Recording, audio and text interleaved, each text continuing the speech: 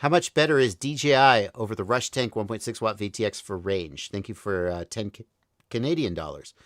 Are the default antennas on the GX12 sufficient for the DBR4 dual band ELRS receiver? The range you're going to get off a 1.6 watt analog VTX depends heavily on the antennas and your overall setup. There are people who will go 10 kilometers on 25 milliwatts. They are not normal. Okay? Most people, if you just slap some average, shitty, or even good, if you just slap some antennas on your goggles and you slap a 1.6 watt VTX in your drone, you're going to get 3 to 5 kilometers before you give up and come home. Now, a true long-range pilot will push through the static and get further, right?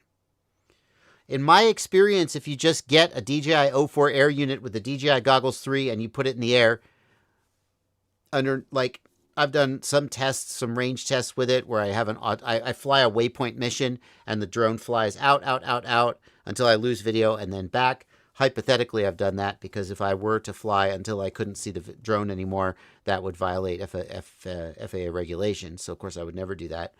But hypothetically, if I had done that, I got about 2 kilometers of range, which, again, there's long-range people who say, oh, I could get 20 kilometers off the DJI Air unit. Yeah, well, I'm sure you can. But, I think the DJI would beat a typical analog system under I just slapped it together and put it in the air and I didn't think too much about it situations. I think that analog clearly wins under I'm doing everything I can to extend the range of the system, especially if you're willing to put high gain antennas on the analog receiver, which is more difficult or impossible to do on the DJI because the Goggles 3 don't have removable antennas. You can open them up and you can crack the antennas off, but most people aren't going to do that. So,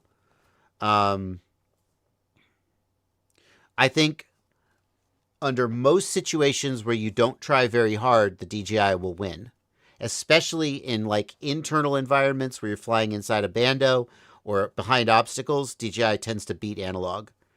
In open space, just flying away from yourself in the sky, I think they're going to be pretty close.